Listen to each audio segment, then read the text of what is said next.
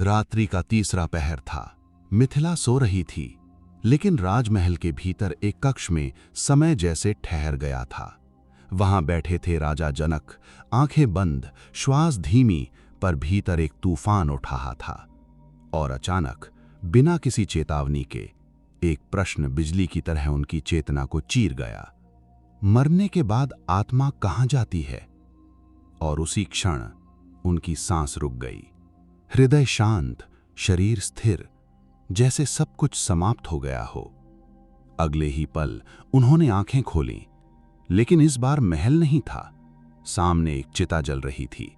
आग की लपटें आसमान को छू रही थीं और उस चिता पर उनका अपना शरीर जल रहा था। लोग रो रहे थे, शोक में डूबे हुए। कोई कह रहा था, राजा जनक नहीं रहे। जनक पीछे हटे। उनकी चेतना कांप उठी। नहीं, मैं यहां हूं। तो फिर वो कौन है? तभी अंधकार के भीतर से एक गहरी, ठंडी गूंज उठी। जो जल रहा है वही था जिसे तुम मैं समझते थे। जनक ने मुड़कर देखा और धीरे धीरे अंधकार से एक आकृति उभरी। वो थे अष्टावक्र, लेकिन इस बार उनका स्वरूप अलग था। आंखों में ऐसी गहराई जैसे स्वयं समय भी उसमें डूब जाए। जनक की आवाज कांप गई, गुरुदेव, क्या मैं मर गया? अष्टावक्र कुछ क्षण मौन रहे, फिर झुके, चिता की राख उठाई और हवा में उड़ा दी। राख धीरे धीरे शून्य में विलीन हो गई। फिर उन्होंने पूछा, बताओ जनक, ये राख कहां गई? जनक चुप, शब्द जैसे खो गए।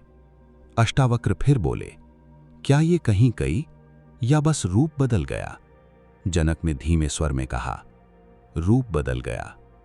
अष्टावक्र की आंखों में हल्की मुस्कान आई।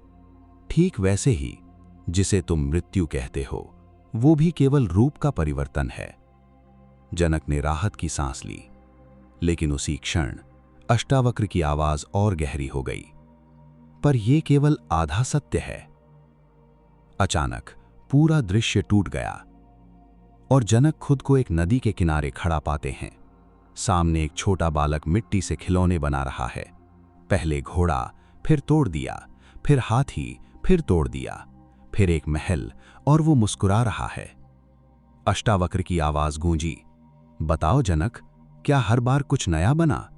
जनक बोले, हां। और मिट्टी? आवाज और गहरी हो गई। जनक ठिठक गए, वो तो वही रही। अष्टावक्र बोले, यही संसार है। नाम बदलते हैं, रूप बदलते हैं, पर जो आधार है वो कभी नहीं बदलता। जनक की आंखों में एक चमक आई, तो आत्मा वही आधार है? अष्टावक्र ने सिर हिलाया, नहीं, तुम उससे भी परे हो। और अचानक जनक के सामने एक और दृश्य उभरा। इस बार वो खुद को एक भिखारी के रूप में देख रहे थे। फटे वस्त्र, भूख से व्याकुल, आंखों में पीड़ा। वो रो रहे थे, मुझे बचाओ। और उसी क्षण दृश्य टूट गया और वे फिर राजा बन गए, उसी वैभव, उसी शक्ति के साथ। जनक की सांसें तेज हो गईं। अष्टावक्र की आवाज आई, जब तुम भिखारी थे तब राजा कहां गया? भूल गया, जनक ने कहा। और जब राजा बने तब भिखारी? वो भी भूल गया। अष्टावक्र कुछ क्षण शांत रहे, फिर धीरे धीरे बोले, तो दोनों में से असली कौन है? जनक के पास उत्तर नहीं था। उनके भीतर सब कुछ हिलने लगा। और तभी वो वाक्य आया जिसने सब कुछ तोड़ दिया। सच ये है, तुम कभी भिखारी थे ही नहीं और ना कभी राजा। जनक की चेतना में जैसे विस्फोट हुआ। उनकी सारी पहचान, उनका अहंकार, उनका मैं, सब टूटने लगा। तो फिर मैं कौन हूं? उनकी आवाज कांप रही थी। अष्टावक्र उनके बिल्कुल पास आए और धीमे लेकिन अटल स्वर में बोले, जो ये सब देख रहा है। उसी क्षण जनक के भीतर कुछ खुल गया। उन्होंने देखा, चिता, नदी, बालक, भिखारी, राजा, सब कुछ एक साथ, जैसे एक ही चेतना के भीतर खेल रहा हो। और फिर सब कुछ गायब। केवल एक साक्षी बचा, शांत, अचल, जो न कभी आया न कभी गया। जनक की आंखों से आंसू बहने लगे।